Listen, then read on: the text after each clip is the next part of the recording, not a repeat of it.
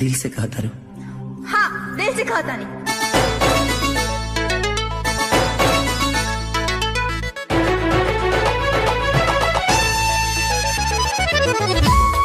जा के मर जा कहीं, बहुत पीछा छूटी।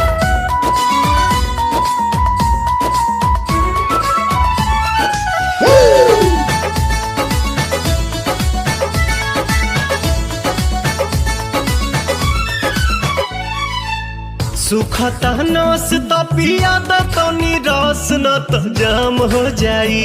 डीजे बल्लू ढोले जल्दा। सुखता नस त पिया तो निराश न तो जाम हो जाई, न तो जाम हो जाई। ए राजा चलो ना पिपरवा के तरवा ओही जैसा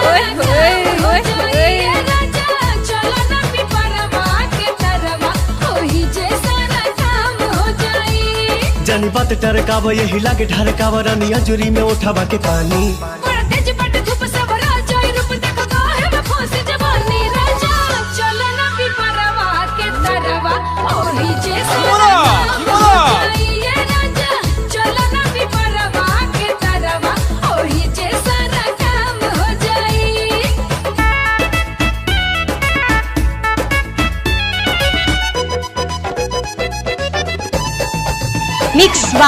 मिक्स बार सच में करेल से कटा जाई कि जहर खाली कि फसरी लगा ली।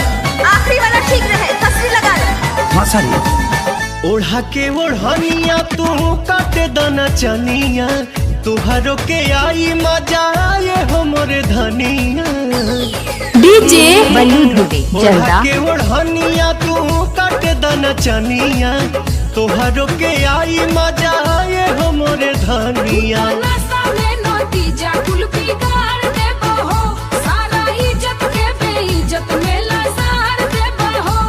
कहीं इतना डेरालू तू तो झूठे अगर आलू रानी कहता नहीं बात हम सही।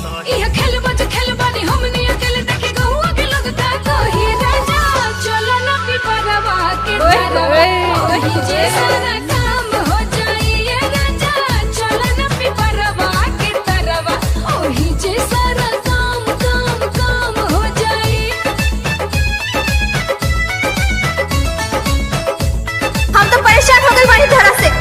दिल से कहता रहो।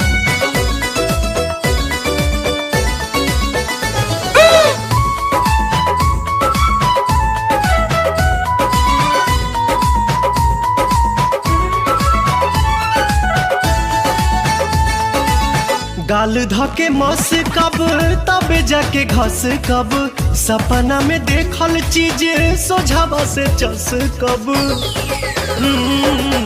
गाल धके मस कब तब जाके घस कब, सपना में देखल चीज सोझावा से चस कब।